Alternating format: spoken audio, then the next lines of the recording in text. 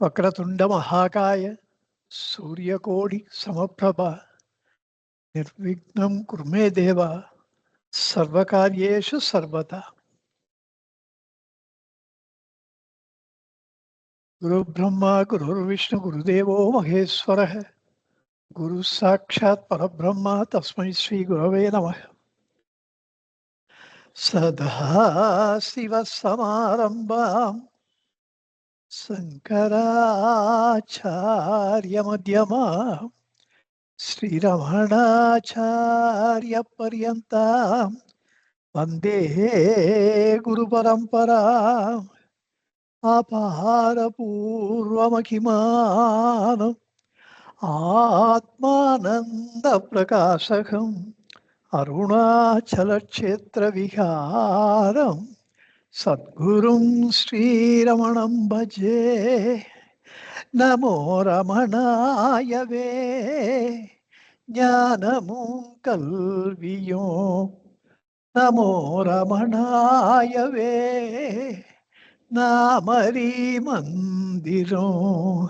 नमो रमणाय वे नावुकरुङ्गलो नमो रमणाय वे நல்வழி கூட்டுமே நமோ ரமணாயவே ஞாயிறும் திங்களும் நமோ ரமணாயவே நாள்களும் கோள்களும் நமோ ரமணாயவே நாற்கரணங்களும் நமோ ரமணாயவே நம்முள் சுடர்வதே நமோ ரமணாயவே நாத்திகர் காட்சிக்கு நமோ ரமணாயவே நாத்தினபாதியோ நமோ ரமணாயவே நம்பின தங்கட்கு நமோ ரமணாயவே நாளும் இருப்பதே நாளும் இருப்பதே ஏகமக்ஷரம் ஹிருதி நிரந்தரம் பாசதே ஸ்வயம் லிக்யதே கதம்.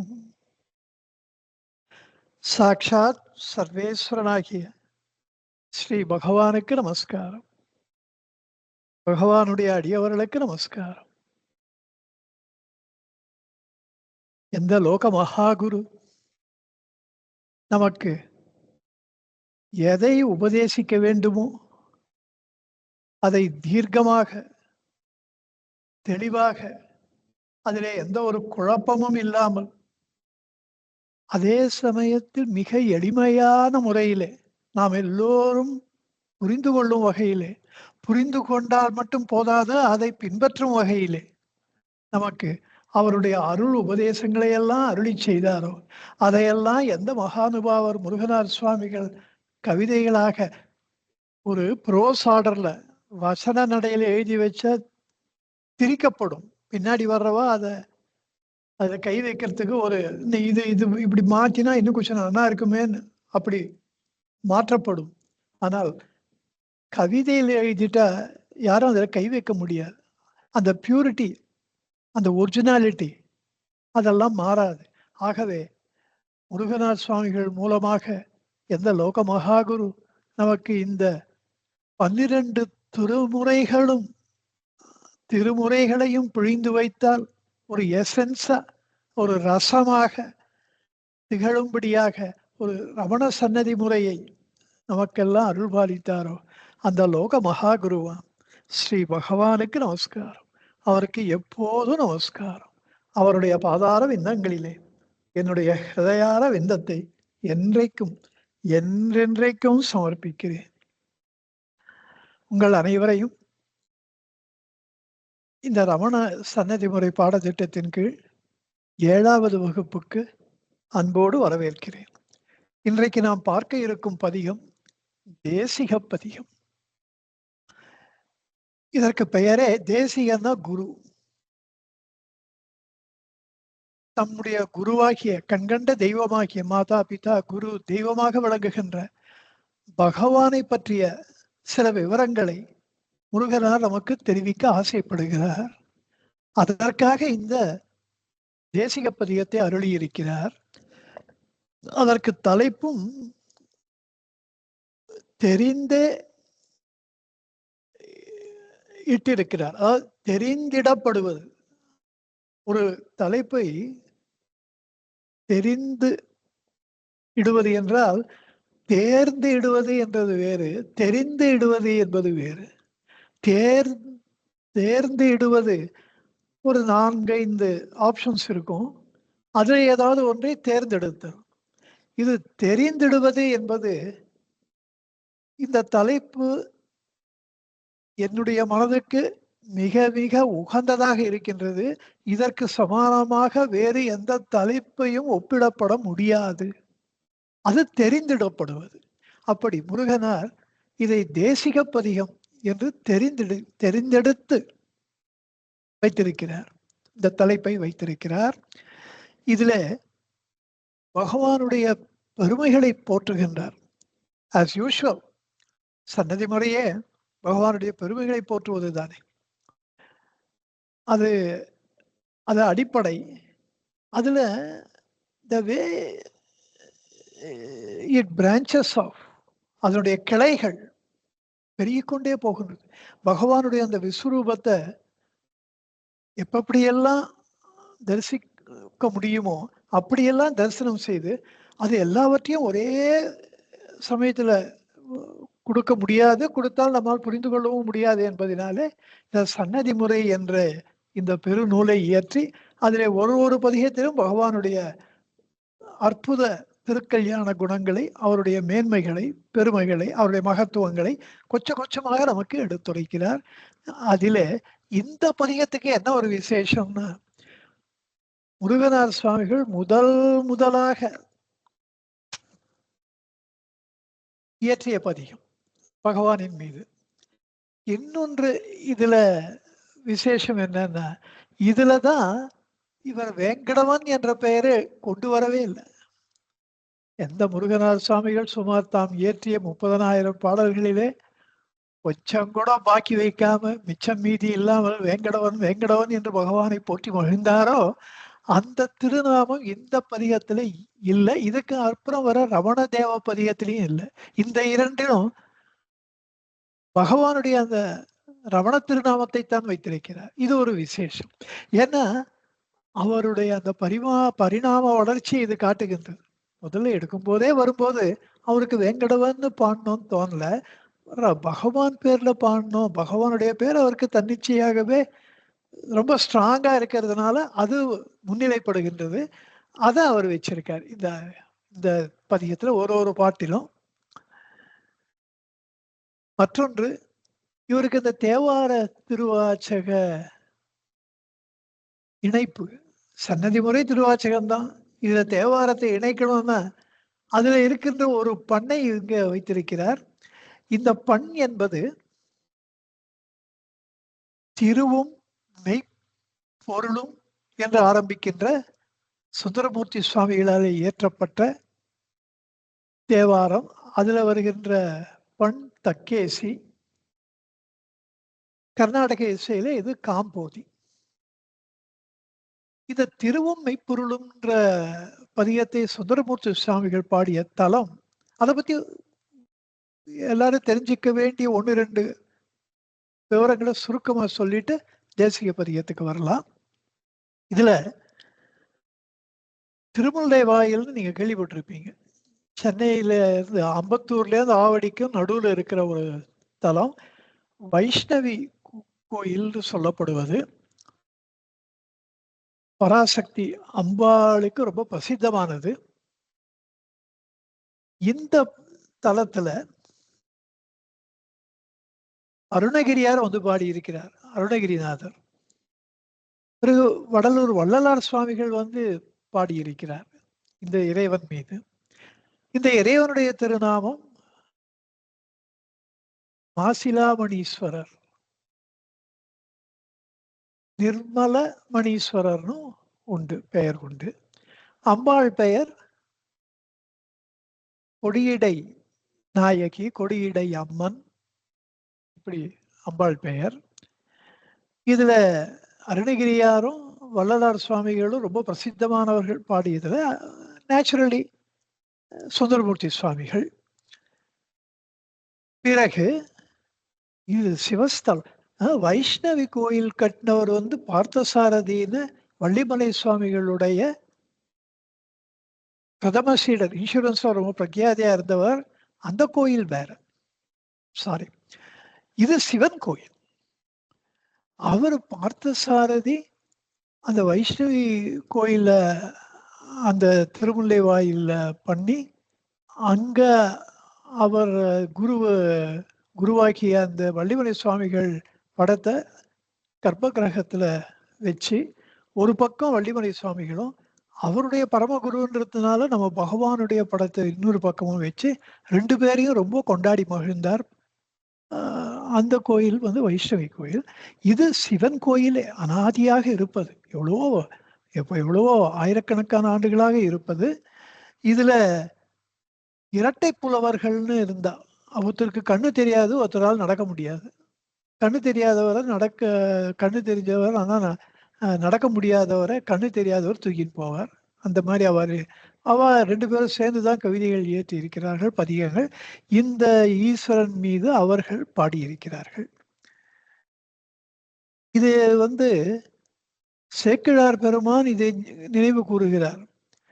ஏயர்கோன் கலிக்காமநாயனார் புராணத்திலும் திருக்குறிப்பு தொண்டர் புராணத்திலும் இந்த திருமுல்லை வாயில அவர் பதிவு செய்திருக்கிறார். இப்படி இந்த ஸ்தலத்தை வசதியா இது பேர சொல்லி அவ புராணத்துல இதை பத்தி சொல்லியிருக்கார். மேலும் இந்த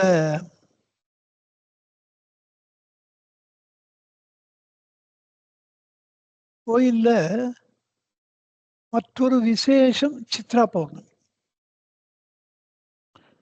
இந்த சித்ரா பௌர்ணமி அன்று கொடியடை அம்மன், வடிவுடை அம்மன், திருவுடை அம்மன் அப்படின்னு இந்த பராசக்தியின் 3 திருவுருவங்களை ஒரே நாள்ல அந்த சித்ரா பௌர்ணமி அன்னைக்கு தரிசனம் பண்ணா நம்ம வேண்டின்ற வரத்தை அம்பாள் அருள்பாலிக்கிறார் என்பது ஒரு ஐதீகம். இதுல 3 சிறப்பான தலங்கள்ல ஒன்று இந்த திருமுல்லை வாயில் கொடியடை அம்மன். வடிவுடை அம்மன் என்பது திருவொற்றியூர்ல இருக்கிற அம்பாள் பெயர். அதுக்கு கொஞ்சம் தாண்டி போன மீஞ்சூர், அங்க ஒரு மேலூர்னு ஒரு சின்ன கிராமம், அதுல எழுந்தருளி இருக்கிறார் கொடியடை அம்மன், திருவுடை அம்மன்.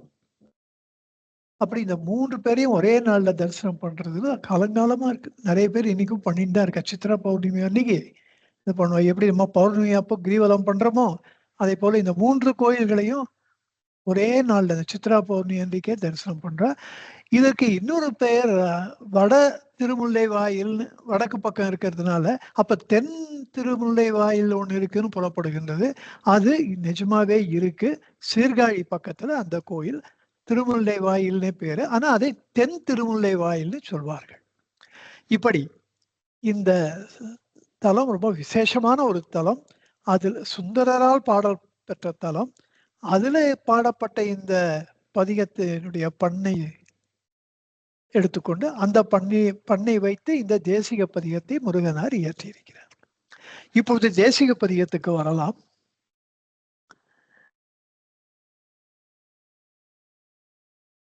இதுல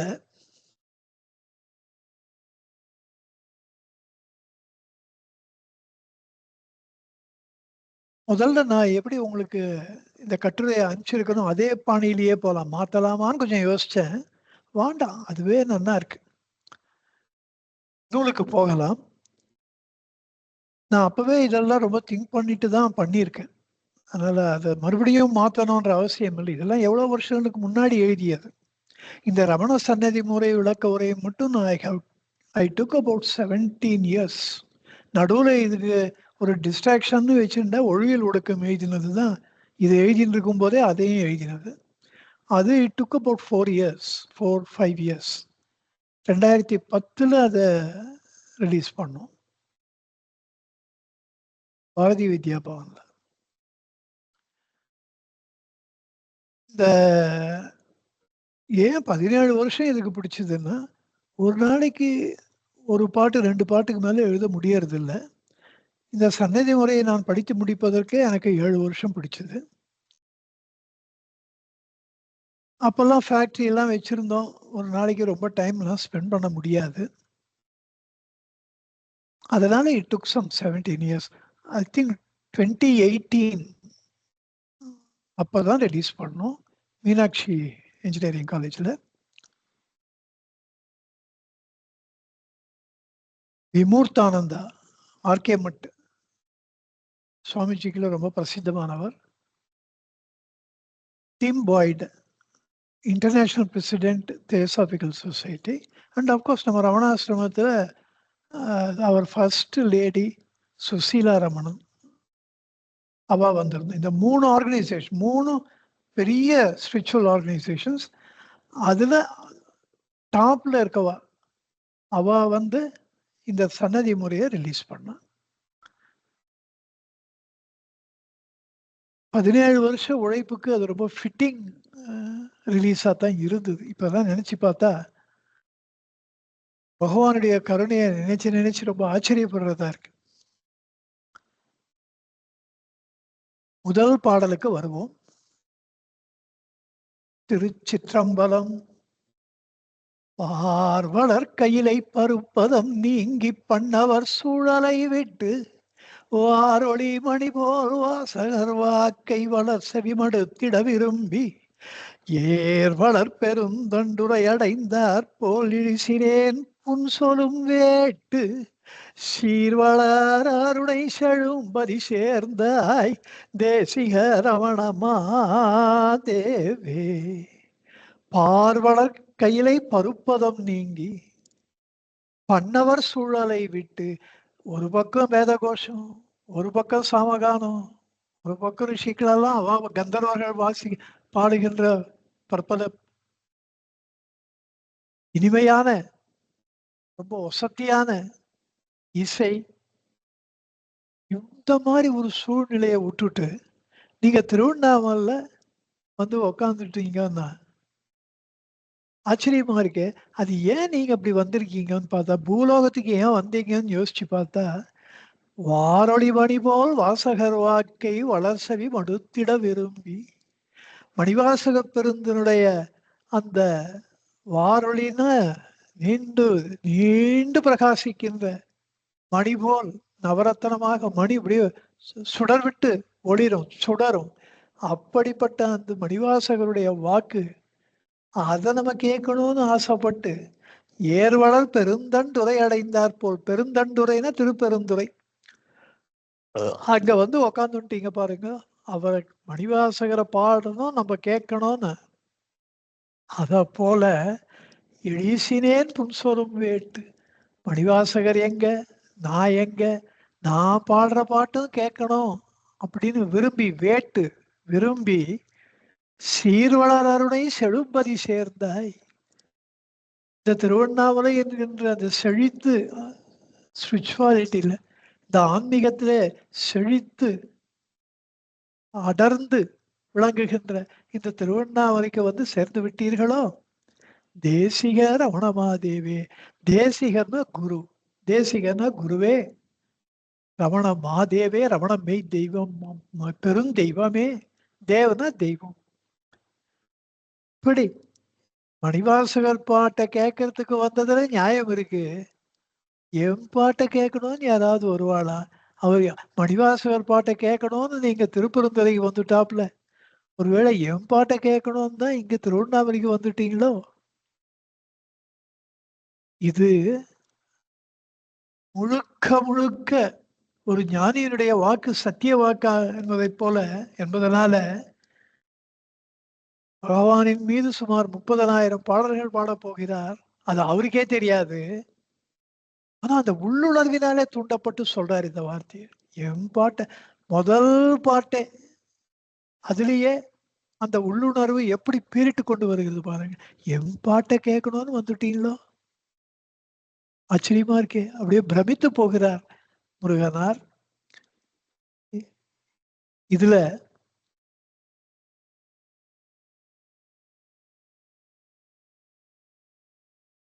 சில நுட்பமான கருத்துக்கள்லாம் இருக்கு. அதெல்லாம் நான் கொண்டு வந்திருக்கேன். அத நந்தனாரை போல அல்லும் பகலும் அனவரதமும் அவரு சிவத்தியானத்தில் இருக்காருன்னு தெரியுது. அத திருவண்ட பகுதியில சொல்றார் முருகனார். அதை இங்க நான் கொண்டு வந்திருக்கேன். அங்க என்ன சொல்றாருன்னா, சால்புரு மணிவாசகர்க்கு கிடைத்த பால்பெரு செம்பொற் பாத தரிசனம். மணிவாசக பெருந்தகைக்கு திருவடிகள் ஈஸ்வரனே மனித உருக்கொண்டு நடமாடுகின்றார். அதெல்லாம் அவர் பார்த்திருக்கார். அப்படி அந்த பாத தரிசனம் இவரும் அந்த மாதிரி பகவான் நிறைய பார்த்திருக்கார். அப்படி அந்த சிவபெருமானுடைய அந்த திருவடி தரிசனம் கிடைக்குமா? மணிவாசகருக்கு கிடைச்சாப்ல என்றெங்கிலும் எனக்கு எய்துமோ, என்னைக்காவது எனக்கு கிடைக்குமா? எய்தின் அப்படி எனக்கு கிடைக்கும்படியாக எனக்கு ஒரு குடுப்பனை இருக்குன்னா அது என்றுகொள் எய்தல். அது என்னைக்கு கிடைக்கும்? வள்ளலார் சுவாமிகள் சொல்றாப்புல இருக்கு. இன்று வருமோ இந்த ஆன்மானுபூதி, நாளையே வரும், நாளை வருமோ, மற்ற என்று வருமோ அறியேன் என் கோவே, தொன்று மல மாயை வென்று வெளிக்குள் வெளிக்கடந்து சும்மா இருக்கும் சுகம் என்னைக்கு வருமோ? கோகம் நினைக்கிறேன். எனக்கு எப்போ இந்த ஆத்ம தரிசனம் கிடைக்கும்னு நான் ரொம்ப ஏங்கி கொண்டிருக்கிறேன். வருஷக்கணக்கில் ஏங்கி கொண்டிருக்கிறேன். அது கடைசியில ஏற்கனவே அந்த இன்டர்வியூ ஹஸ் டேக்கன் பிளேஸ். எனக்கு ஏற்கனவே வந்துட்டு இருக்குது. ஆனா எனக்கு தான் தெரியல. அப்படி என்னைக்கு வருமோ, எப்ப வருமோ என்று எண்ணினேனுக்கு நாட்பல கழிவுற. நாட்கள் கடந்து கொண்டே போய்கொண்டே இருந்தன. ஞான தயாபரன் ஆட்குளை என்னை உள்ளத்து அடைந்த திறத்தால் பகவான் ஒரு நாள் என்னை ஆட்கொண்டே தீருவதே என்று தீர்மானித்து விட்டதினாலே. ப்ளீஸ் மியூட் பண்ணுங்க. இதோட ஓடிபியா? உங்க போன், இந்த போன் மியூட் பண்ணு, ப்ளீஸ் மியூட் பண்ணுங்க. ஓகே. சோ ஆட்கொலையனை உளத்து அடைந்த திறத்தால் என்ன பகவான் ஒரு பர்டிகுலர் நாள்ல என்னை ஆட்கொள்வது என்று தீர்மானித்து விட்டார். அப்படி அவர் ஆட்கொண்ட போது எனக்கு எப்படி இருந்ததுன்னா, உன்னீர் வேட்கையால் உழலும் ஒருவன் பாலைவனத்துல ஜலம் கிடைக்குமா அப்படின்னு நீருக்காக ஒருவன் அழிந்து கொண்டிருக்கும் பொழுது ஏங்கி தண்ணீர் கங்கை தலைப்பட்டார் போல எதிர கங்கா நதியே வந்துட்டா எப்படி இருக்கும்? அப்படி ஒரு பெரிய ஒரு குருட்டு அதிர்ஷ்டம் எனக்கு அடிச்சது. பகவான் என்னை ஆட்கொண்டு விட்டார், என்னை ஏற்றுக்கொண்டார். என்னைக்குன்னா, நன்னாளாம் ஒரு பொன்னாளதனில் தன் ஆதர பெரும் தாகம் தனிய. எனக்கு பகவான் ஆட்கொண்ட அந்த தினம் ஒரு நன்னாள், அது ஒரு பொன்னாள். என்னுடைய பெரும் தாகம் தணிந்தது. அப்படி சீர்வள திருவடி சிந்தை எதனால் அந்த பகவானையே நினைத்து நினைத்து வாழ்கின்ற அந்த நினைப்பினாலே, திருவடி சிந்தை அதனால் பகவானுடைய திருப்பாதங்களையே நினைத்து வாழ்ந்து இருக்கின்ற பொழுது பார்வலர் எனும் ஒரு பதிகத்தோடு போய் பார்வலர் கையிலை அப்படின்ற இந்த பதிகத்தை தான் சொல்றாங்க. பார்வலர் என்னும் ஒரு பதிகத்தோடு போய் ஞான தேசிகனாய் நல்கும் பரசிவ மோன வாரிதியாம். ஞான தேசிகர், ஞானத்துக்கு ஒரு குருவாக திகழ்கின்ற பரசிவ மோன வாரதியாம் அந்த பரமசிவனுடைய அந்த மோனம் தட்சிணாமூர்த்தி சுவாமிகளா அவர் அருள்பாலித்த மோன கடல், வாரிதினா கடல், அப்படி இருக்கப்பட்டவராகிய முனிவரன் முகங்கண்டு ரமணாசிரமத்துக்கு போன இந்த முனிவரன், வரன்னா சிரேஷ்டமானது, முனி சிரேஷ்டர். அப்படிப்பட்டவருடைய அது அவரை தரிசனம் பண்ணி முகம் கண்டு அழலது கண்ட மெழுகது போல, அக்னி பக்கத்துல மெழுகு வச்சா எப்படி உருகும் அப்படி கடலது கண்ட கருத்தழிந்துருகி அந்த திருவடிகளை தரிசனம் செய்த மாத்திரத்திலேயே என் கருத்து அழிந்து, என்னுடைய அகந்தை அழிந்து, கருத்துன்னா அங்க மனம், மனம் என்பது அகந்தை, அழிந்து உருகி கன்று தன் தாயை கண்டது போல. ஒரு குழந்தை கண்ணுக்குட்டி எப்படி அம்மாவை கிட்ட அப்படி ஒரு பாசத்தோடு ஓடுமோ தாயை பார்த்த உடனே, அப்படி கன்று தன் தாயை கண்டது போல கன்றினின்று உள்ளம் கடலிடை திளைக்க, உள்ளம் கடந்து கடந்து கன்றி போய் விம்மி விம்மி என்னுடைய உள்ளம் அந்த திருவடி நிழலிலே, அந்த திருவடி தியானத்திலே திளைக்க, உடலம் புலகித்து மயிர்கூர்ச்செறிந்து ரோமாஞ்சனமாகி புலகாங்கிதமடைந்து உடலம் புலகித்து உவாமதி கண்ட, உவாமதினா பௌர்ணமி சந்திரன், அதை பார்த்த கடல் அந்த பௌர்ணமி அன்னைக்கு சீரும், அப்படியே சந்திரனையே போய் பிடிச்சுடும் போல அப்படி பொங்கும், ஆர்ப்பரிக்கும். அப்படி இந்த உள்ளம் ஆர்ப்பரித்தது. உவாமதி கண்ட கடலின் மல்கி, கடலை போல பெருகி, மல்குதல்னா பெருகுதல், காதல் பெருக, அவர் மீது வைத்த அன்பு பக்தி பெருக, பறை அருளால் உயிர் பரவசப்படுவோம். என்னுடைய தேவி பராசக்தி அன்பே உருவாக்கியவள், அவள் என் உள்ளத்துல புகுந்துட்டாலோ தெரியல, அவளுடைய அருள் முழுவதுமாக என் மீது வந்ததினாலே சிற்பறை என்றது சக்தி, பறை அருளாலே உயிர் பரவசப்படுவோம். உள்ளமெல்லாம் அப்படியே பரவசப்பட்டு உரை தடுமாற, அவருக்கு பகவானுக்கு நம்ம எழுதி கொண்டு வந்த பாட்டை படிக்கணும்னு ட்ரை பண்றேன், தடுமாறுறது, படிக்க முடியல. உரை தடுமாற குழறி படித்து பதிகம் தனை அவன் பதத்தில் சேர்த்தாலும் எவ்வளவு ட்ரை பண்றேன், வார்த்தை வரல. என்னுடைய கஷ்டத்தை பார்த்தார் பகவான், இப்படி கொடு நானே படிச்சுக்கிறேன் அப்படின்னு வாங்கி படிச்சுட்டாராம். ததியின் அந்த சமயத்துல மலர்கண் சாத்தி அருளினன். அப்போ எனக்கு இந்த பாடலின் மீது தன் கவனத்தை வைத்தார், கண்களினால இதை பார்த்து என்னுடைய பாட்டையும் பகவான் வாங்கி பார்த்தார். அப்படி இந்த நன்னாளாம் ஒரு பொன்னாளதனில் அப்படின்னு சொல்றதுக்கு அர்த்தம் என்னன்னா, மணிவாசகரை தடுத்தாட்கொண்ட ஈஸ்வரனாலே நாமும் தடுத்தாட்கொள்ளப்படுவோமா என்றைக்காவது என்று ஈசனருளை எதிர்பார்த்து அதையே தன் வாழ்வாக கொண்டு வாழ்ந்த அந்த முருகனாருக்கு ரமணாசிரமத்தை சேர்ந்த அவருடைய மாமனார் தண்டபாணி சுவாமி, இவர் ரமணாசிரமத்துக்கு சர்வாதிகாரியா இன்சார்ஜா இருந்தவர்.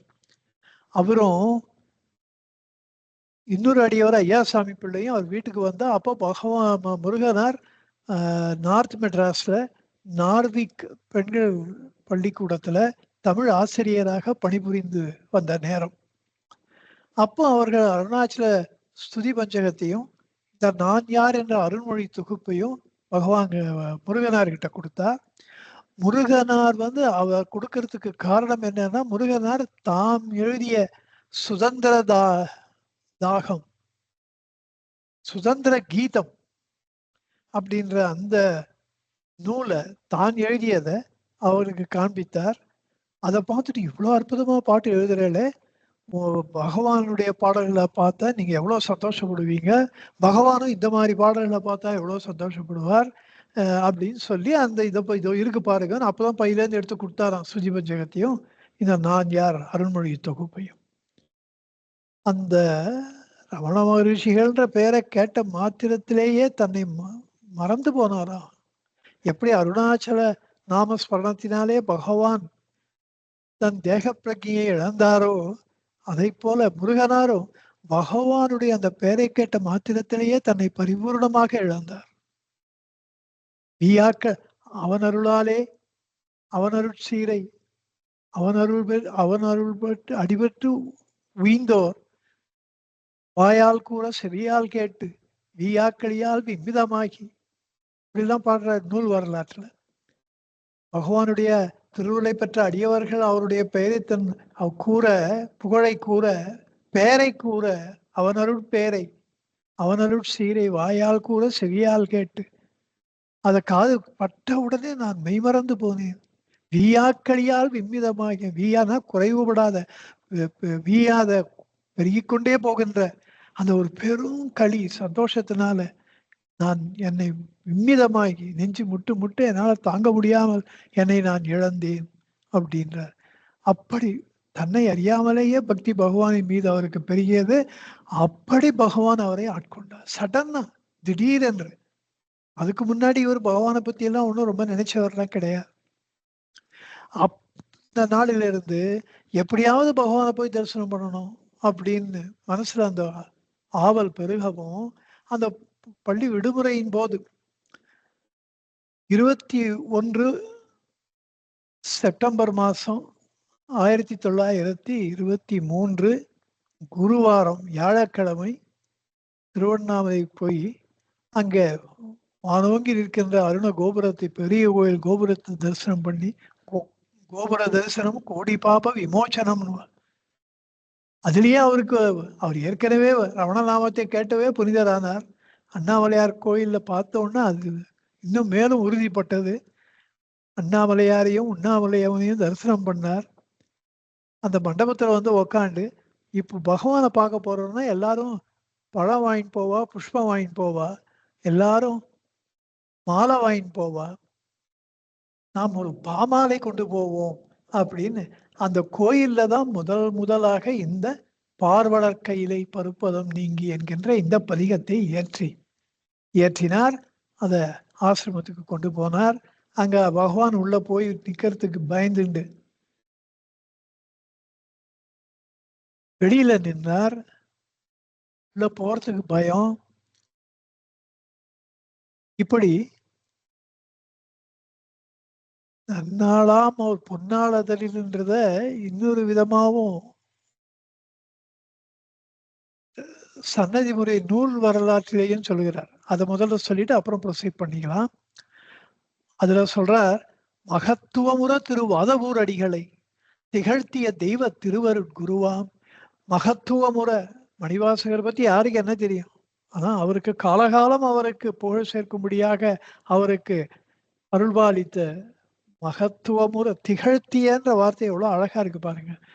மகத்துவமுற, மாபெரும் மகத்துவம் தன்னிச்சையாகவே மணிவாசகர் மீது வந்து சார திருவாதவூர் அடிகளை திகழ்த்திய தெய்வ திருவருட் குருவாம். இறைவனால் ஆள பெறுவனோ, அந்த ஈஸ்வரனால நாம் ஆள பெறுவோமோ.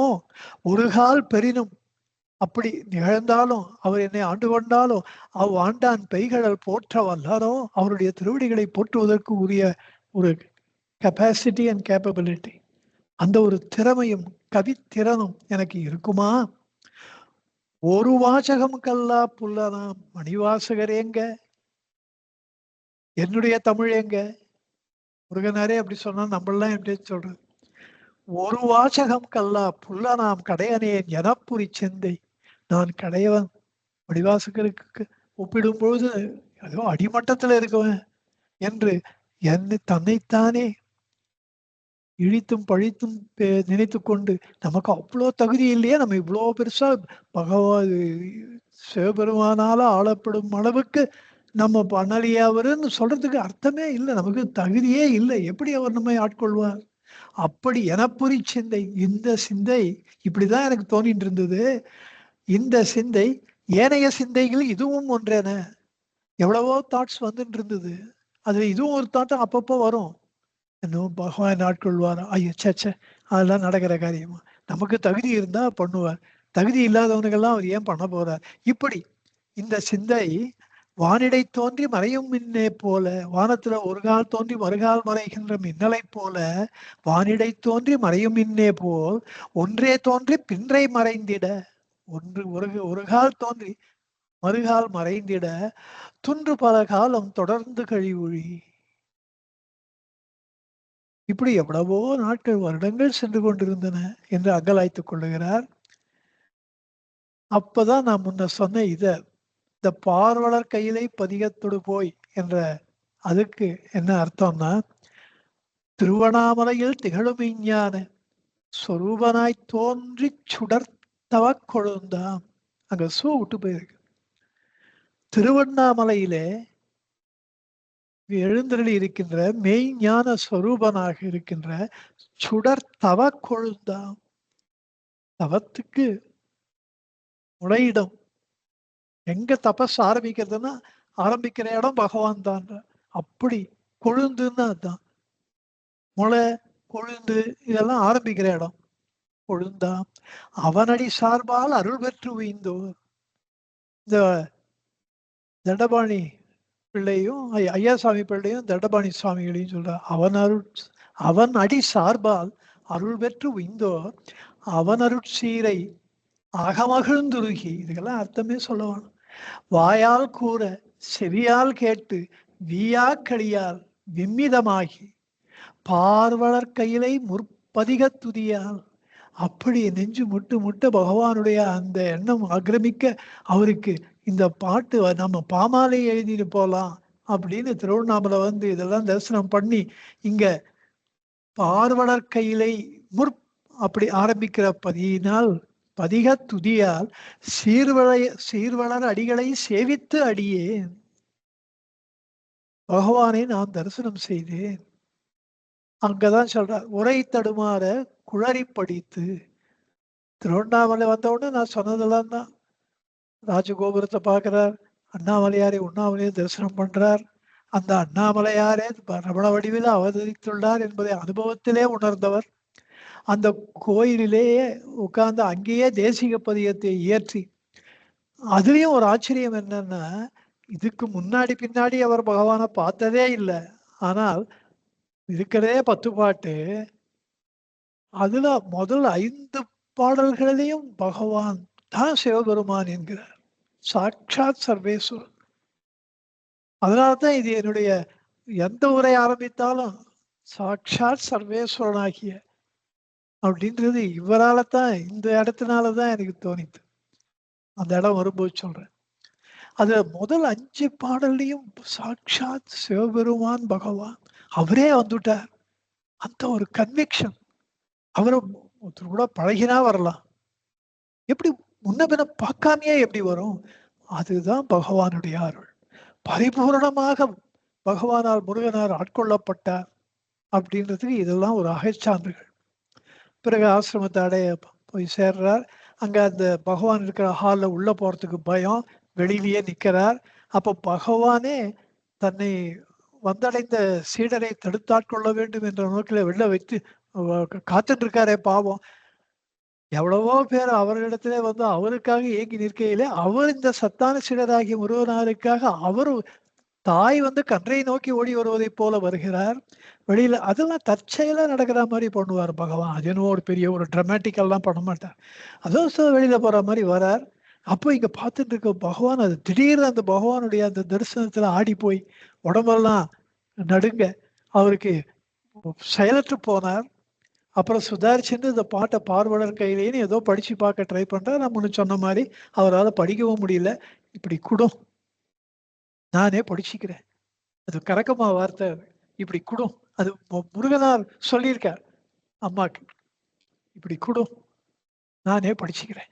அது அந்த வார்த்தைகள்ட சொல்லும் பொழுது முருகனார் அழுதுடுவாராம். என்ன கருணை, என்ன கருணை. இப்படி அதெல்லாம் ஹைலி எமோஷனல் சீன். அது ஒரு பகவான் பார்க்கறதும் திடீர்னு அந்த ஹாலை விட்டு வெளில வரும்போது அப்படியே அதெல்லாம் நினைத்து பார்க்கும்போது ஒரு சொல்லவியமாக தீட்டி மனதிலே தீட்டி பார்த்தா, ப்ராப்ளி இப்போ ஏஐ இருக்கு, அதில் ஒன்றா இதெல்லாம் ஒரு உருவப்படுத்தினா நம்ம ஒன்றும் பெரிய ஆர்டிஸ்டாக இருக்க வேணும் சொன்னால் அது வரைகிறது. அப்படி பண்ணால் ஒருவேளை நல்லா வருமோ என்னமோ தெரியல. அப்படி அந்த காட்சி நினைக்க நினைக்க சாட்சாத் சர்வேஸ்வரனை நாம் பார்க்கிறோம். அதை உணர்ந்து இப்ப எனக்கு கூட கணக்கமாகட்டு அப்படித்தான் இருந்தது. சாட்சாத் ஒரு ஆத்ம ஞானியை நம்ம பார்க்கிறோம். அந்த எண்ணம் ரொம்ப ஸ்ட்ராங்கா இருந்தது. எனக்கு எப்படி வந்ததுன்னு தெரியல. அது முதல் நாள்ல இருந்தே அப்படிதான் இருந்தது. ஆனா 10 வருடம் 15 வருடங்கள் பழகின அப்புறம் 1999 1994 அப்போலேருந்து 2010 வரைக்கும் ப்ராபி 16 இயர்ஸ் இந்த அம்மா வந்து தன் உடலை உகுத்த விதம் சாட்சாத் பரமாத்ம ஸ்வரூபம்னு ப்ரூவ் பண்ணி கொடுத்து பகவான் ப்ரூவ் பண்ணி கொடுத்தார். அன்னைக்கே தெரிஞ்சின்றவா புண்ணியசாலிகள், பாக்கியசாலிகள். அதுக்கு அப்புறமும் தெரிஞ்சிக்கலன்னா அவளை பத்தி பேச்சே இல்லை. ஆனால் யாரு உண்மையான பாக்கியசாலி நான் இப்ப நினைக்கும் போதெல்லாம் எனக்கும் அவ்வளோ எமோஷனல் ஆயிடுறேன். அப்ப அது 16 வருடங்களாக ஒரு வாட்டி பார்க்கும் பொழுதும் ஒரு பரிபூரண ஒரு மீராபாய் பார்க்கிறோம், ஒரு பகவானுக்கு ராதையை பார்க்கிறோம், ஆண்டாளை பார்க்கிறோம், பரிபூர்ண ஒரு ஞானியை பார்க்கிறோம். அந்த அம்மாக்கே அந்த அளவு கான்சியஸா இருப்பாளான்னு கூட எனக்கு தெரியல. நான் ரொம்ப கான்சியஸா இருந்தேன். அவளுக்குள்ள இருந்திருப்பா. அப்ப அந்த ஒரு அமைதியும் அந்த அம்மா பேச்சும். போர்க்களத்துல போய் ஒரு போர் வீரன் வந்து திடீர்னு க்ஷணத்துல ஒரு டிசைட் பண்ணி எதிர அவன் குண்டு போட்டுட்டு இருக்கான். ஆனா அவன் போய் அந்த டார்கெட்டை வெடி வச்சு தகர்த்துட்டு தான் வரணும்னா உயிர் கண்டிப்பா போகும் தெரிஞ்சு போய் ஒரு ராணுவ வீரன் பண்றான் பாருங்க. எதிரி இல்லை, கேம்ப்ல இருந்து குண்டுகள் வந்து கொண்டிருக்க, புல்லட்ஸ் வந்துட்டு இருக்கும் போது தைரியமா போய் நிஜமாவே நிகழ்ந்தது ஒரு வாட்டி. சீனால அவ அந்த பிரிட்ஜை கட் பண்ணாதான் சீன பட அந்த பிரிட்ஜை கிராஸ் பண்ணி தான் இந்த பக்கம் வரணும். இந்த பக்கம் 25,000 பேர் இருக்கா. அந்த 25,000 பேரையும் அவ கொன்னுடுவா அந்த சைனா இண்டோ வார்ல. அப்போ இந்த கூர்க்கா படையினர் வந்து 50 பேர் வந்தாலும் நாங்க போய் அந்த பிரிட்ஜை குண்டு வச்சு பண்றோம்னு. ஏன்னா அவ இந்த பக்கம் வரக்கூடாதுன்னு. அதுக்கு போட்டியா நாங்க தான் போவோம் அப்படின்னு. என்ன ஒரு நாட்டு பற்றி, என்ன ஒரு வீரம். அதே மாதிரி 50 பேர் ரெடியா இருக்கா, 28 பேரை நோ போயிட்டு பண்ணி அதை இது பண்ணிட்டேன். 28 பேரும் போயிட்டா. பட் அந்த பிரிட்ஜும் உடைஞ்சது. இந்த 25,000 பேர் இங்க காப்பாற்றப்பட்டார். எதுக்கு சொல்ல வரேன்னா, அந்த மாதிரி ஒரு க்ஷணத்துல ஒரு முடிவெடுத்து வீரத்தை வெளிப்படுத்துவதுன்றது it is even though it is very very difficult, it is possible.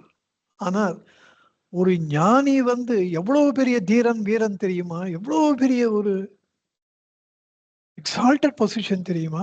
அவர் உயிருடன் இருக்கின்ற ஒவ்வொரு வினாடியும் அவருக்கு டெஸ்ட். அவர் ஆத்மால இருக்காரா இல்லையா. ஒரு பரிபூர்ண ஞானியா பகவானை போன்றவர்கள், முருகனாரை போன்றவர்கள், கனகம்மாவை போன்றவர்கள் தான் அப்படிப்பட்ட வாழ்க்கையை வாழ முடியும். அவர்கள் பரிபூர்ணமாக அந்த ஆத்ம ஞானத்தை அடைந்திருந்தால் தான் அது முடியும். மற்றவாளால அது பேசிக்கலாம். நானும் ஆத்ம ஞானம் அடைஞ்சுட்டேன். அந்த ஒரு டெஸ்ட் வரும்போது they will be miserable failure. அவர் உயிர் பிரியும் போது அது கூட அணுக்கமா இருக்கிறவர்களுக்கு தெரிஞ்சிடும் இவர் இப்போ உண்மையிலேயே ஆத்ம ஞானத்தை அடைஞ்சிருக்காரா இல்லையா. அந்த வாழ்நாள் ஃபுல்லா அவளே நம்பின்னு இருந்தா கூட அவளுக்கு ஒரு ஐ ஓப்பனர் மாதிரி அந்த அவருடைய கடைசி வினாடிகள், மணித்துளிகள் தெரிஞ்சிடும். கனகம்மா வந்து அப்படி நிக்கிறா. இந்த கணத்து பக்கத்துல இருந்து அது மேல கையை வைக்கிற அந்த தடுப்புல பகவானுடைய சமாதி இதுல பார்த்துட்டே இருக்கா. அப்படியே கொலாப்ஸ். பக்கத்துல எனக்கு தெரிஞ்ச ரொம்ப தெரிஞ்சவர் தான் மல்லிகான்னு பேர். அவ மடியில அப்படியே ஊந்துடுறா, மடியில வச்சுக்கிறா. அந்த அம்மா எனக்கு சொன்னா இப்படித்தான் கடைசி நிமிடங்கள் இப்படித்தான் கணக்கமாக இருந்தது. பரிபூர்ணமான அமைதி முகத்துல, தன்னை மறுப்பு பரிபூர்ணமா பகவானுக்கு ஒப்பு கொடுத்து இப்படியெல்லாம். It was for me, it was only a reconfirmation. அப்ப நினைச்சு பாருங்க, முருகனார் பகவானை பார்க்கிறார், சாட்சாத் ஈஸ்வரன் வெளியில வந்துட்டு இருக்க. எப்படி எல்லாம் நில கொள்ளாது. நிஜமாவே நம்ம பார்த்துக்க ஈஸ்வரன் வந்தா நம்ம எப்படி இருக்கும் அப்படி ஒரு இமேஜின் பண்ணிக்கணும். அருணாச்சலேஸ்வரர் மனசு வச்சு நம்ம பார்த்துக்கு வந்தா நம்ம என்ன ஆயிடுவோம்.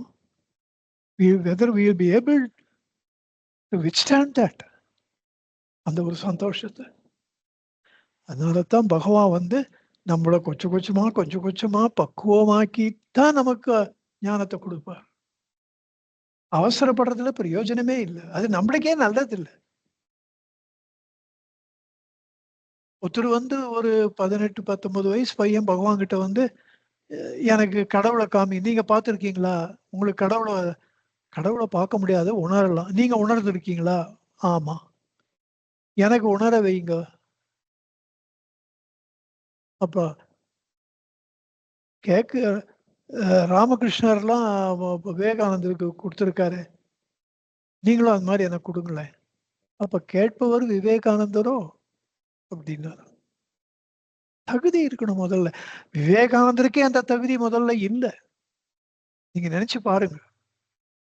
அவருக்கே இல்ல. அவர் தலையில அஸ்த தீட்சை கொடுக்கிறார் ராமகிருஷ்ணர். அப்ப அந்த தலையெல்லாம் சுத்துறது, அந்த உடல், அந்த அறையெல்லாம் அறைய சுவர்கள்லாம் சுற்றுகின்றன, உலகமே சுத்துறது. அவரால தாங்க முடியல. என்ன வயோதிகரே, என்னை நம்பி எங்க அம்மா இருக்கா, அதாவது என்ன கொன்னுட்டீங்கன்னா எங்க அம்மாவை யார் பார்த்துப்பா? அலறி அடிச்சு அந்த இடத்துல இருந்து ஓடி விடுகிறார் நரேந்தர். ராமகிருஷ்ணர் சிரிச்சுட்டாராம். வேற ஏதோ நரேன் இப்ப போறான், அவன் கண்டிப்பா வருவான் அப்படின்னார். ஒரு தகுந்த பாத்திரத்தை அவர் பார்த்து விட்டார்.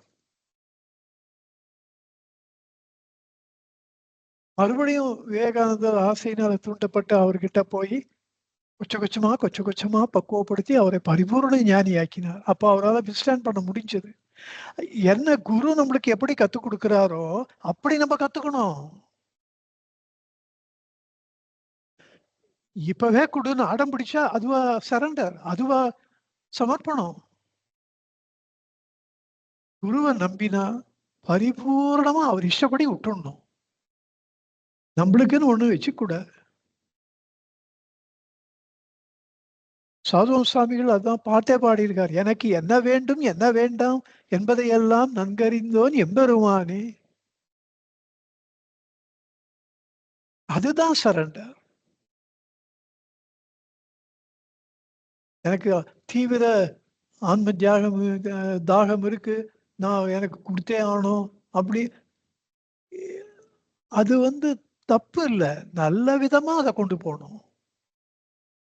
ஒரு பக்கம் அந்த தாகம் இருக்கணும், இன்னொரு பக்கம் பொறுமையும் இருக்கணும், நம்பிக்கை இருக்கணும். நம்பிக்கை பொறுமையை தரும்.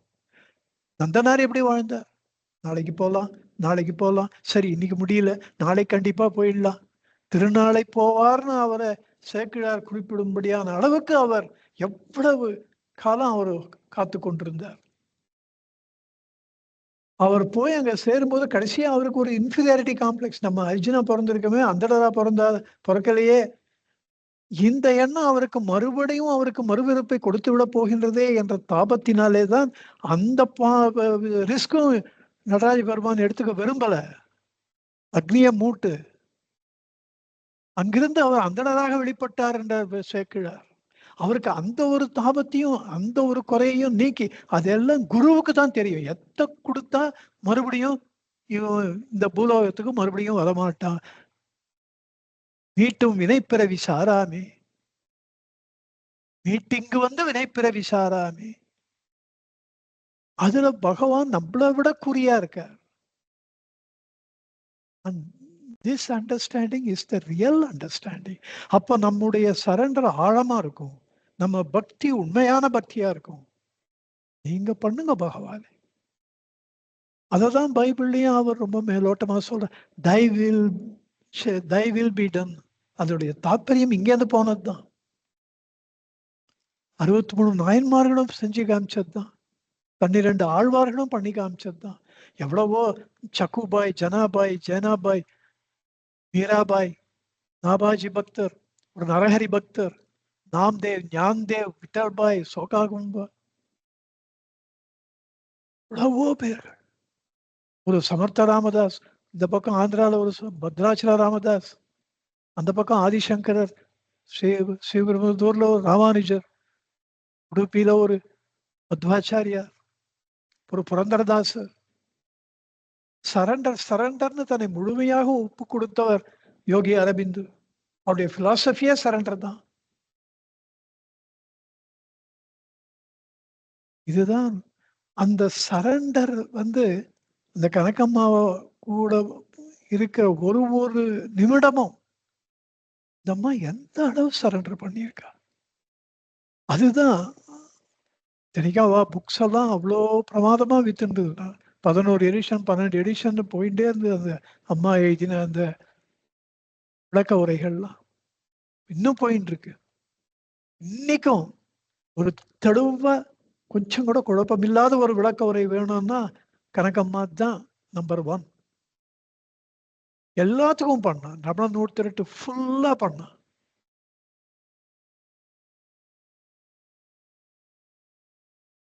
அப்படி பார்க்கின்ற ஒவ்வொரு நிமிடமும் அந்த மாதிரி பார்த்து அது ஒரு பெரிய கொடுப்பனை.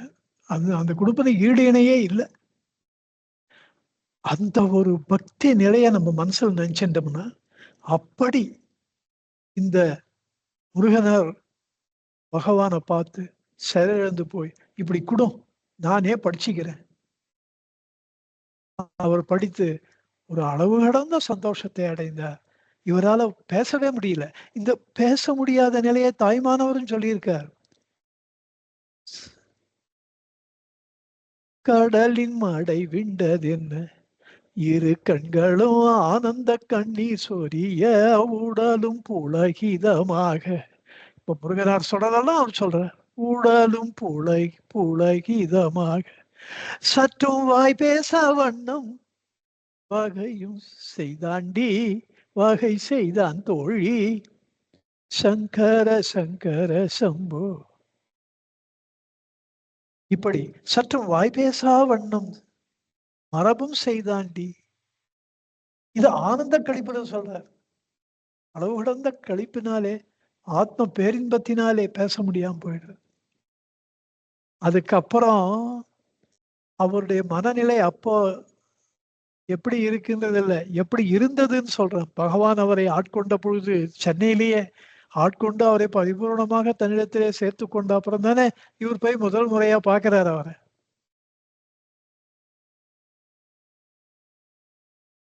அதை வேற ஒரு இடத்துல பார்த்தேன். அதுவும் திருவண்ட பகுதி தான் நினைக்கிறேன். ஆனா இங்க கொடுத்துருக்கேன் உங்களுக்கு. சொல்ற அன்னார் தொட்டு அவரடிக்கே எனது சென்னாத்துதி உரி தாயிற்று என்க. அவன் என்னை ஆட்கொண்டு அருளிய அடைவாள் சிவனென முற்ற தேரினன் என்க. யான் எனது என்னும் இரண்டுமோ உடையோன் தான் தனது ஆக்கி கொண்டனன் என்க. அள்ளல் சேற்றில் அழுந்தினும் மனம் வள்ளல் பெருந்திரம் மறவாது என்க. எப்படி எல்லாம் சொல்ற, இதெல்லாம் சொல்றதுக்கு மனசு கொஞ்சம் கல்லா இருக்கணும். ரொம்ப உருகி போறவா இந்த மாதிரிலாம் பேசுறதுக்கு லாய்க்கு இல்லை.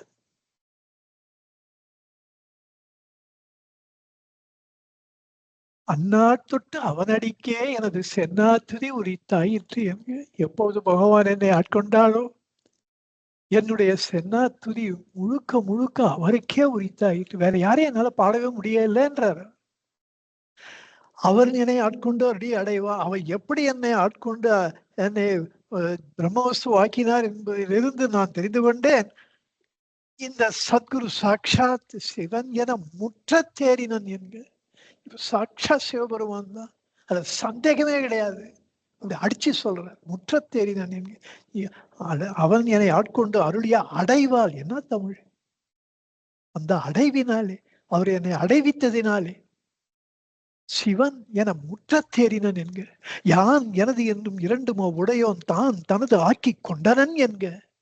என்னுடைய நான் என்கின்ற அகங்காரம், என்னுடையது என்கின்ற மமகாரம், இந்த அகங்காரம் மமகாரங்களை எல்லாம் தான் தனது ஆக்கி கொண்டது. எல்லாவற்றையும் நான் இப்பொழுது இழந்து விட்டேன்.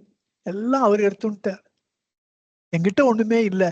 அதனால என்ன ஆஃப்டர் எஃபெக்ட் என்னன்னா, அள்ளல் சேற்றில் அழுந்தினும் மறுபடியும் இந்த உலக வாழ்க்கையை நோக்கி என் மனம் போனாலும் கூட, ஒளியில் ஒடுக்கத்துல அவரு சொல்றாரு, முன்பு வராதேன்னு கெஞ்சி கெஞ்சி கேட்டாலும் என்னை துன்புறுத்திய அந்த பழைய வாசனைகள் இப்போ வாழ்நாளும் வரமாட்டேன்றது அப்படின்னு அந்த ஞானம் அடைந்த பிறகு குருவருளாலே பதையாது நின்றது. பதையாதது என்ன ஆச்சரியம்! கொஞ்சம் கூட அசைய மாட்டேன்றது. வா என்னை நீ கஷ்டப்படுத்து பார்க்கலாம் அப்படின்னா கூட இந்த உலக வாழ்க்கையில பார்த்தா கூட அது என்ன பிடிச்சிக்க போகணும். அப்ப அந்த ஆட்டி படைச்ச ஒன்று, நான் கெஞ்ச கெஞ்ச கதற கதற என்னை துன்புறுத்திய ஒன்று, அந்த ஆசைகள். இப்ப நீ வா என்ன பாரு, என்ன நீ உன்னை நான் உன்னை பார்க்க விரும்புறேன்னா ஓடி போறது, நிக்க மாட்டேன்றதை எதிர நிக்கிறதுக்கு முடியலையா அந்த அகந்தையினால். என்ன ஆச்சரியம் இது அப்படின்னு ஒளிவு ஒடுக்கத்துல சொல்றா. அப்புறம் சொல்றார், அண்ணல் சேற்றில் அழுந்திரும் இந்த உலக வாழ்க்கை இந்த சேற்றிலே இந்த மனம் மறுபடியும் சென்றால் கூட வள்ளல் பெருந்திரம் மறவாதி என்க. பகவான் எனக்கு அளித்த அந்த பெரும் திறம் ஆத்ம ஞானம் எனக்கு என்னை விட்டு இந்த மனசு என்னை மறக்கவே மறக்காது. எனக்கு அது என்னை விட்டு போவே போகாது. இப்படியெல்லாம் பகவான் தன்னை ஆட்கொண்ட விதத்தை ரொம்ப ரொம்ப ரொம்ப நிலைத்த முக்தி அடைந்தேன் என்பது இடைவிட அழகா சொல்ல முடியாது. உண்மையிலேயே சொல்ல போனால் ஒரு கிருஷ்ண பரமாத்மாவுக்கு உற்ற ராதையை போல, ஒரு மீராபாயை போல, திருவரங்க பெருமானை ஒரு ஆண்டாளை போல, ராமச்சந்திரமூர்த்திக்கு ஒரு தியாக பிரம்மத்தை போல, ஒரு ஆஞ்சநேய சுவாமிகளைப் போல, ராமகிருஷ்ண பரமஹம்சருக்கு ஒரு விவேகானந்த சுவாமிகளைப் போல, பகவானுக்கு ஒரு முருகன். ஒவ்வொரு ரமண பக்தரும் நெஞ்சு நிமிர்த்தி மார்த்தட்டி சொல்லிக் கொள்ளலாம். இந்த முருகனாரை போன்ற அனுமார் சுவாமிகள், ஆஞ்சநேய சுவாமிகள், ராம பக்தர்களுக்கு ஒரு பக்த சிரோன்மணி. சிரோன்மணின்னா சிரசிலே சூடிக்கொள்கின்ற மணி. ஒருத்தர் தலையில ஒரு மணியை ரத்தனத்தை சூடிக்கிறான்னா எவ்வளவு வசதியா இருக்கணும். அப்படி பக்த சிரோன் பக்தர்களெல்லாம் தன் சிரோன்மணியாக சூடிக்கொள் பக்தர் ஆஞ்சநேய சுவாமிகள். அப்படி ரமண பக்தர்களுக்கெல்லாம் ஒரு மாபெரும் பக்த சிரோன்மணி முருகன். இவர் தன்னுடைய இந்த அசாதாரணமான இந்த ரமண பக்திய எவ்வளவு இடத்துல சன்னதி முறையில் வெளிப்படுத்துறார். கோவாகிய ரமணா குருகேன் பிறர் கோயில்களே, இன்னொரு கோயிலுக்கு நான் போக மாட்டேன், நீங்க தான் எனக்கு கோயில். அரணார் நமக்கும் அருங்குருவாகிய ரமணா, சிவபெருமானுக்கே சிவகுருவாக முருகப்பெருமானாக சுப்பிரமணிய சுவாமியாக திகழ்கின்ற சுவாமி மலையில சுவாமிக்கே நாதனாகிய ஐயா சாமின்னா ஐயாவுக்கே சாமியானாய், ஐயா துரை ஐயாவுக்கே துரையானாய், அப்பா சாமி அப்பாவுக்கே சாமியானாய், அப்பா துரை அப்பாவுக்கே துரையானாய், சுவாமிநாதன் சுவாமிக்கே நாதன் தலைவனாகிய மகாபிரபு. அப்படிப்பட்ட ரமணா பகவான சுப்பிரமணிய சுவாமியினர் பரவேன் ஓர் பர தெய்வமே, வேறு தெய்வத்தின் இடத்திலே என் மனது போகாது. நெஞ்சா தேரேன் சரதம், நெஞ்சகத்தால் தேரேன் சரதம், இது நிச்சயம். சரதம்னா நிச்சயம். இது நிச்சயம். உன்னையல்லால் பிற தெய்வங்களே, நெஞ்சகத்தால் தேரேன், என் நெஞ்சினாலே இன்னொருவரை தெய்வமாக என்னால் வரிக்கவே முடியாது. நான் தான் சொல்வேன், had I not been பகவான் கிட்ட நான் வரல எங்க அப்பா அம்மானாலன்னா,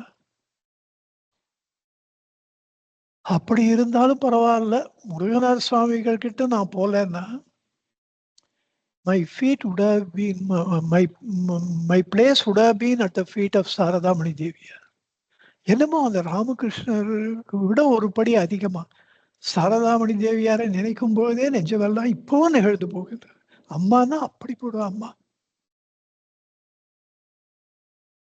பகவானும் முருகனாரும் என் வாழ்க்கையில இல்லைன்னா நான் அங்கதான் இருந்திருப்பேன். அதெல்லாம் my destiny has to be like this. இல்லைன்னா 24 வருஷம் கடந்த 30 வருஷம் முருகனார்னு இப்படி இருக்க முடியுமா? இருப்பதற்கு காரணம் இதெல்லாம் தான். இந்த குரூப்ல பர்டிகுலர்லி நீங்கள்லாம் அதை தெரிஞ்சுக்கணும்னு நான் கொஞ்சம் ஆசைப்பட்டேன். அந்த ஆசையை நிறைவேற்றி கொண்டிருக்கிறார் பகவான்.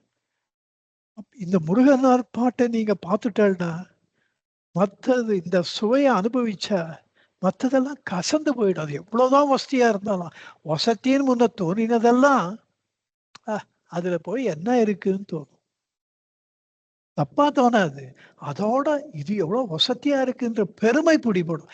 இதுதான் தமிழ் என்ற நம்ம தமிழராக பிறந்தவர்கள் இந்த தமிழ் இன்பத்தை அனுபவிக்காட்ட அதை விட ஒரு துரதிருஷ்டம் எதுவுமே இல்லை. அடுத்தது பாருங்க, உள்ளவார் உரைத்தோர் அல்லால் ஒரு தெய்வம் அறிந்திலேனே. இந்த உள்ளவாறு உரைத்தோன் அல்லால் அயலறியா பத்திர சொல்ற இந்த பாடல் நம்பர்லாம் பக்கத்திலேயே கொடுத்துருக்கேன், நீங்க ஈஸியா ரெஃபர் பண்ணிக்கலாம்.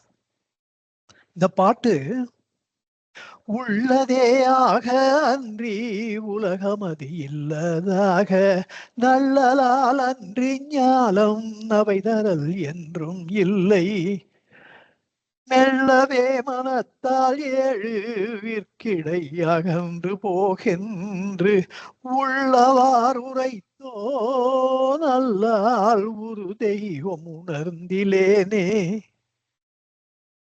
உள்ளதே ஆக அன்றி உலகமது இல்லதாக, உள்ளதே ஆக, உள்ள பொருளாக ஒன்று பரமாத்ம வஸ்து இருந்து கொண்டே இருக்கின்றது, அது ஒன்றுதான் உள்ளது. உள்ளது 40 படிச்ச நம்மளுக்கெல்லாம் அதனுடைய அந்த பொருள் அந்த முழு வீச்சுல புலப்படும். உள்ளதே ஆக, உள்ளது ஒன்றுதான் இருக்கு, உலகமது இல்லதாக, இந்த உலகம் என்பது என்றைக்குமே இல்லாமல் இருக்கின்றது, இல்லதாக நல்லலால் அன்றி ஞாலம் அவைதரல் என்றும் இல்லை. நல்லலால் அன்றி, இந்த உலகத்தோடு நீங்கள் ஒட்டி உறவாடினால் ஒழிய, அந்த உலகத்திற்கு எதிர்நீச்சல் போட்டா கஷ்டம்தான், நவைனா துன்பம். ஆனால் உலகத்தோடு ஊருடன் ஒட்டி வாழ்ந்தால் இந்த துன்பம் என்பது இல்லை, நவைதரல் என்றும் இல்லை. இந்த உலகம் உங்களுக்கு துன்பத்தை தராது. ஆனால் உங்களுடைய வெளி உலக வாழ்க்கை, உன்னுடைய வெளி உலக வாழ்க்கை உலகத்தோடு ஒட்டி இருப்பதை போல நீங்கள் இருக்கணும். ஆனா மனதுக்கு உள்ள அக வாழ்க்கை மெல்லவே மனத்தால் ஏழு விற்கிடை அகன்று போகின்று. மெல்லவே, மெல்ல மெல்ல, அது அவ்வளவு ஈஸி இல்லப்பா, நல்லா தெரியறது. பகவானே சொல்ற மாதிரி சொல்றார், அதெல்லாம் அவ்வளவு சுலபம் இல்லை, கொஞ்சம் கொஞ்சமா பிராக்டிஸ் பண்ணு. அதுக்குதான் இந்த நான் யார் சொன்னதே, கொஞ்சம் கொஞ்சமா உன்னை இந்த உலகத்திலிருந்து ஏழு விற்கிடை அகன்று போகின்று. மெல்லவே மனத்தால் ஏழு விற்கிடை அகன்று போ. 7 விற்கிடைனா 7 வில்லு தூரம்ன்றது. ஒரு வில்ல வச்சா அதை மெஷர்மெண்டா வச்சு அளந்தா 7 வில்லு தூரம்னா ஒரு 1000 வாட்டி சொல்லிட்டேன் அப்படின்னு நம்ம கரெக்டா 1 2 3 இனி 1000 வாட்டியா சொல்றோம், ஒரு பேச்சுக்கு சொல்றோம். அதாவது நிறைய வாட்டி உனக்கு சொல்லியாச்சுன்னு அர்த்தம். அதுக்கு அதே போல 7 வில்லு தூரம்னா ரொம்ப தூரம், ஒரு கணக்கே கிடையாது, அவ்வளவு தூரம் நீ விலகி போயிட்டு. 7 விற்கிடை அகன்று போகின்று, தூர போயிடு இந்த உலகத்தை விட்டு. எதுல, எப்படி? மனதுனால. வைராக்கியம் மனதுல இருக்கணும். அதுக்கு ஒரு perfect example Kanakamma, perfect example முருகனா, பர்ஃபெக்ட் எக்ஸாம்பிள் பகவான். பகவானை விடவா ஒருத்தர் உலகத்தோடு ஒட்டி வாழ முடியும்? அதனால தானே வள்ளுவ பெருமான் உணர்ந்துதானே சொன்னார், அவரும் ஞானி தானே. உலகோடு ஒட்ட ஒழுகல் உலகத்தோடு ஒட்ட ஒழுகல் கல்லார் பல கற்றும் கல்லார் அறிவிலாதார். உலகத்தோடு ஒட்ட ஒழுகல் பலகற்றும் கல்லார் கல்லார் பலகற்றும் கல்லார் அறிவிலாதார். அது ரொம்ப அவசியம். ஏட்டிக்கு போட்டியே ஏதோ ஏட கூடமா பேசின்னு போக கூடாது. அதுக்குன்னு ஒரு வரைமுறை இருக்கு. It is a native intelligence within you, it will guide you. அதை வந்து பகவான் கைட் பண்றாருன்னு நம்ம சொல்லுவோம், ராமகிருஷ்ணர் கைட் பண்றாருன்னு அவ சொல்லுவா. எல்லாம் ஒண்ணுதான் அல்டிமேட்லி. நம்ம எப்படி இது உலகத்தோடு ஒட்டி வாழணும், எப்போ அது நம்ம கிட்ட சேர்ந்துடாம பார்த்துக்கணும், மனதுக்கு உள்ள விலகி போனோம். இதெல்லாம் அந்த நமக்கு உள்ளே இருக்கின்ற அறிவுக்கு அறிவாக திகழ்கின்ற பகவானே, அந்த பரமாத்மா வஸ்துவே நம்மளுக்கு காண்பித்து கொடுக்கும். மெல்லவே மனத்தால் ஏழு விற்கிடை அகன்று போகின்று. உள்ள அதான் இந்த இடத்துல அதெல்லாம் கடைசி வரி தான் போட்டிருக்கு. உள்ளவாறு உரைத்தோ நல்லால், இப்படித்தான் நீ உன் வாழ்க்கையை நிர்ணயித்துக் கொள்ள வேண்டும், இப்படித்தான் நீ நடாத்த வேண்டும், இப்படித்தான் ஒழுக வேண்டும், இப்படித்தான் நீ உன்னுடைய வாழ்க்கையை அமைத்துக் கொள்ள வேண்டும் என்று உள்ளவாறு எப்படி நீ வாழ்க்கையை வாழ வேண்டுமோ அப்படி உள்ளவாறு உரைத்தோ நல்லால், அதை எனக்கு கத்துக் கொடுத்த வெளி உலகத்துல ஒன்னா இருப்பா, ஊருடன் ஒத்துவாள். அதான் மனத்தினாலே விலகிப்போ, வைராக்கியத்தை எடுத்துக்கோ. சமதிருஷ்டியோடு இரு, இன்பத் துன்பங்களினாலே அசைக்கப்பட முடியாதவனாக இரு, மனதுல ஞான வைராக்கியத்தை ஏற்படுத்திக்கொள். இப்படியெல்லாம் உள்ளவாறு உரைத்தோன் அல்லால் ஒரு தெய்வம் அறிந்திலேனே. இப்படி எனக்கு கத்துக் கொடுத்த பகவானுக்கு தாண்டி மிஞ்சி ஒரு தெய்வம் என் கண்ணில் படவே இல்லையே அப்படின்னார் முருகனார். ஏன்னா ஒரு நம்ம வாழ வைக்கின்ற தெய்வம், நம்ம நமக்கு மனதிலே அமைதியை தந்து நமக்கு ஒரு சாந்தியை கொடுத்தா, அப்படி கொடுக்கிற சத்குருவுக்கு மிஞ்சி யார் இருக்க முடியும்? அந்த அமைதியை நாம் அனுபவிக்க ஆரம்பித்து விட்டோமே, ஆனால் அந்த குருவுக்கும் மேலும் மேலும் மேலும் நாம் சமர்ப்பணம் செய்வோம், சரண்டர் பண்ணுவோம். அதுதான் உண்மையான சரண்டர். அப்படித்தான் முருகனார் பண்ணியிருக்கார். இப்படி அப்படி ரொம்ப தீவிரமா முருகனார் போயிட்டார். பகவான் பகவான் பகவான். அதனால்தான் ஒளியில் ஒடுக்கத்து கூட அவருக்கு அவ்வளோ பிடிச்ச நூலு கூட உரை எழுத முடியல அவரால். ஒரு வாடி ராஜேஸ்வரானந்தான்னு இவர் ஒரு மாபெரும் ரமண பக்தர். ரொம்ப ரமண பக்தர்களில் ரொம்ப ரொம்ப ரொம்ப சிறப்பித்து பேசப்படுபவர். பாம்பேல பிஎஸ் நாராயண சுவாமி, பிஎன் சுவாமி, பி நாராயண சுவாமி, பிஎன்எஸ் சுவாமியோ, அவரு முதல்ல பகவான் இருக்கும் பொழுதே, ஜீவதசையில் இருக்கும் பொழுதே பகவானுக்கு பாம்பேல ஒரு பகவான் சென்டர் ஒன்று ஆரம்பிச்சு பண்ணவர்.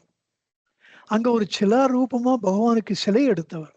அத அவர் சோழிமேடுக்கு வந்தப்போ தம் மடியில வச்சுட்டு, பாம்பேலேருந்து சென்னை வரைக்கும் மடியில வச்சுட்டு கார்ல அதுக்கு பத்திரமா கொண்டு வந்து இங்க ரமண சச்சிதானந்த சமாஜம்னு சோலைமேட்டில் ஆரம்பித்து வைத்தவர்.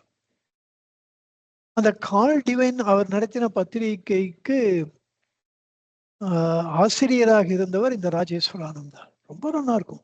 என்கிட்ட அந்த எல்லா கால் டிவைன் இஷ்யூஸ் எல்லாமே எனக்கு வந்தது. ஒரு அடி அவர் கொடுத்தார். நான் எல்லாத்தையும் நான் ரமணாசிரமத்துக்கு கொடுத்துட்டேன். ஏன்னா அங்க இருந்ததுன்னா இட் பி மோர் யூஸ்ஃபுல், அவாக்கு யூஸ்ஃபுல்லா இருக்கும். அந்த ராஜேஸ்வரானந்தா ஒரு வாட்டி ஒரு முருகனார கூட 2 பேரும் போகும்போது, அவருக்கு நடக்க முடியாது, கொஞ்சம் போலியோ அட்டாக் அவருக்கு. அதனால அவர் கார்ல பிரதர்ஷனம் பண்ணுவார். முருகனார் எங்களோட வாங்கின பேசினோம், ஒரு சிறந்த பக்தர், நம்ம பேசின்னு போகலான்னு கார்ல உக்காண்டார். அப்ப அங்க காட்டு சிவா ஆசிரமம் இருக்கு. காட்டு சிவா அங்க பிரசித்தியா இருக்கிற ஒரு குரு. அவரை தரிசனம் பண்ணி போகலான்ட்டு அவர் டிரைவர் கிட்ட சொன்னாராம். அப்ப முருகனார் கார் கதவை தந்து, நான் குதிச்சுடுறேன், நான் வரமாட்டேன், பகவான் அந்த அளவு தீவிர பக்தி, இன்னொருத்தர்கிட்ட நான் வரமாட்டேன். அததான் பகவான் குஞ்சுசாமிக்கு சொன்னார், நீ அவ்வளோ வைராக்கி இருக்கவும் போகக்கூடாது, போயிட்டா அங்க குருவுக்கு நீ நமஸ்காரம் பண்ணணும். அந்த வீர சுப்பையர் மடத்துக்கு போனப்போ ராஜாசர அண்ணாமலை செட்டியாரே அங்க அவருக்கு நமஸ்காரம் பண்ணா, நீ என்ன பண்ணார் பகவான். எனக்கு பகவானுக்கு பண்ண நமஸ்காரம் மட்டும் வேற யாருக்கு தோணுமா என்ன, நான் பண்ணல அப்படின்னு. அப்போ அவ்வளோ வைராக்கி இருக்கும் உனக்கு, அவ்வளோ வைராக்கி இருக்கும், அங்க பகலாம் போவே கூடாது. உங்க குரு என்ன இந்த 5 அடி 6 அடி உடம்புலதான் இருக்காரோ, மற்ற இடத்துல இல்லவே இல்லையோ அப்படின்னு சட்டுன்னு எரிஞ்சு விழுந்தாராம் பகவான், கோச்சின்றாராம். அப்படி பண்ணணும். அந்த ஒரு இடத்துக்கு போனா அந்த சம்பிரதாயப்படி நடக்கும். அதுதான் ஊருடன் ஒத்துவாள். அப்படி சொல்றாரு பகவான். ராஜேஸ்வரானந்தர் முருகனாருடைய பக்தியை பார்த்துட்டு, வேணா நீ நேர காரை விட பிரதர்ஷனம் பண்ணிட்டு வரலாம் அப்படின்ட்டார். அப்படி ஒரு ஏக பக்தி முருகனாருக்கு இருந்தது. ராஜேஸ்வரானந்தா எவ்வளவு பெரிய பக்தர்னா, அவருக்கு அவருடைய சமாதி இப்ப ரமணாசிரமத்திலேயே இருக்கு. முருகனார் சமாதிக்கு பின்னாடி இருக்கு. அவ்வளோ வசதியானவா. பகவான் கிட்ட இருக்கிறவா அத்தனை பேரும் பெரிய பெரிய ஜெயின்ட்ஸ். அப்படிதான் இருந்திருக்கா அவரை சுத்தி. இப்படி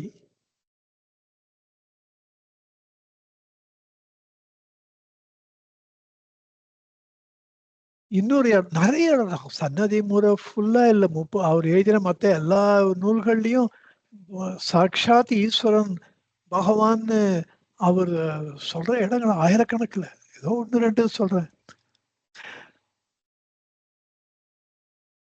க்ஷேமமுற்ற சிவம் என உனை தேறி நேர்க்கு ரமணனி. க்ஷேமமுற்ற சிவன் ஈஸ்வரன் தான் நீ என்று தேறிய எனக்கு. இந்த பாட்டு அற்புதமான பாட்டு. காட்சி பதிகத்துல நாம ரூபனை அப்பில்லாத ஞானியர் மெய்ஞாதனே. நாம ரூப நயப்பில்லாதவர்கள், நாம ரூபங்களை விட்டவர்கள், பரமாத்ம வஸ்துவில் ஒன்று கலந்தவர்கள். அப்படிப்பட்ட மெய் ஞானிய உள்ள இருப்பவரே, க்ஷேமமுற்ற சிவம் என பூனை தேறி நேர்க்கு ரமணனி. க்ஷேமமுற்ற ஆஸ்பிஷியஸ்னஸ் அதனுடைய மொத்த உருவம் நீங்க தான். அப்படிப்பட்ட நீங்க க்ஷேமமுற்ற சிவம், நீங்கள் சாட்சா சிவபெருமான் தான் என்று தெரிநேர்க்கு வாமமுற்ற வான்முகத்தை மகிழ்ந்து நோக்கிய வைகல்வாய். வாமமுற்ற நின் வான்முகத்தை, உங்களுடைய திருமுகத்தை மகிழ்ந்து நான் நோக்கிய வைகல்வாய். நான் வைகல்வாய்னா அப்போ உங்களது திருமுகத்தை நான் தரிசனம் செய்த பொழுது காமருற்ற காட்சி பற்பல காட்டினாய் மன கண்ணுள்ளே. காமருற்ற காட்சி பற்பல காட்டினாய் மன கண்ணுள்ளே. காமருற்ற மன காட்சி பற்பல, இந்த ஆத்ம வஸ்துவை பற்றிய காட்சிகள் அங்க மணிவாசக பெருந்தகையாக அவர் அங்க திருக்கிழக்குன்றத்துல காட்டினாய் கழுக்குன்றிலே என்று திருக்கிழக்குன்ற பதியம் பாடினார். அங்க ஈஸ்வர தரிசனம் செய்தார், இங்கே ஆத்ம தரிசனம் செய்கிறார் முருகனார். மணிவாசகர் மறுபடியும் அவதரித்தால் அவர் ஆத்மாவை பத்தி தானே பாடியிருப்பார், அடுத்த ஸ்டேஜ் போயிட்டு இருப்பார் இல்லையா? அதோ நிரூபித்து கொடுக்கிறார் முருகனார். சாட்சாத் மணிவாசக பெருந்தைதான் முருகனார் என்று இந்த காட்சி பதிகத்துல. இந்த காட்சி பதிகம் முழுதும் ஆனா பாட்டுக்கு பாட்டு காட்டினாய் மன கண்ணுள்ளே, காட்டினாய் மன கண்ணு. உங்களுக்கு கொஞ்சம் போர் அடிக்க கூட அடிக்கும், ஆனா அதை நம்ம பார்க்க கூடாது. அது பாட்டுக்கு பாட்டு எப்படி அவர் எவ்வளவு அழகா அந்த தமிழ் இன்பத்தை அனுபவிக்கிறதுக்கோசரமாவது இந்த காட்சி பதிகம் முழுவதும் ஒரு வாட்டி நம்ம பார்த்துடணும் ஒரு வாரம். இன்னொரு இடத்துல ஆனந்தாதி தான் நம்ம முன்னையே பார்த்தது. இது கங்கை பாய்ச்சடை காட்டி அம்புலி கறக்கும் வேங்கட கடவுள் வாணனே. கங்கை பாய்ச்சடை ஜடாதாரியாக அம்புலி கறக்கும் சந்திரசேகரனாக எனக்கு காட்சியளித்த திருவேங்கட தெய்வமே, அப்படி ஈஸ்வரனே என்கிறார் பகவான. இன்னொரு இடத்துல இரங்கற்பத்து, இதுவும் ஒரு நாள் நம்ம ஃபுல்லா பார்க்கணும். ரொம்ப அற்புதமான பகுதி. வீங்குவன் புகழ் வெங்கடரமணா திருவண்ணாமலை மேவிய சிவமே. பெருகிக் கொண்டே போகின்ற திருவேங்கட உடையானே, இங்க திருவண்ணாமலையிலே அமர்ந்த வீறு சக்தி மிக்க அண்ணாமலையிலே புகழோடு வீற்றிருக்கின்ற சிவமே, சிவபெருமானே. ஈஸ்வரனும் சிவபெருமான் வெங்கடவனும் மகாவிஷ்ணுவும் ஒண்ணுதான் சொல்ற பாடல். நிறைய இடத்துல முருகனார் அப்படி பாடி மகிழ்வார். இப்படி நிறைய பார்க்கலாம். டைம் 8, 15, 20. சரி, இந்த ஒரு பாடலுக்கு இந்த அளவு நம்ம அர்த்தம் பார்க்கும்படியா எடுத்து, அடுத்த வெள்ளிக்கிழமை 2வது பாட்டிலிருந்து இந்த பதிகத்தை தொடர்வோம் என்று சொல்லி, இப்படி இந்த மகிழ்ச்சி கடலிலே என்னை ஆழ்த்துகின்ற உங்க எல்லாருக்கும் எப்படி நன்றி சொல்வது என்று தெரியாமல் அமைகிறேன். நன்றி, நன்றி, நமஸ்காரம். நமோ ரமணாய, நமோ ரமணாய, நமோ ரமணாய, நமோ நமோ. நமோ ரமணாய, நமோ ரமணாய, நமோ ரமணாய, நமோ நமோ. सर्वे जना सुखिनो भवन्तु, लोकाः समस्ताः सुखिनो भवन्तु, सर्वसन्मङ्गलानि भवन्तु। ओम शांति शांति शांति। हरि ओम तत्सत्, हरि ओम तत्सत्, हरि ओम तत्सत्।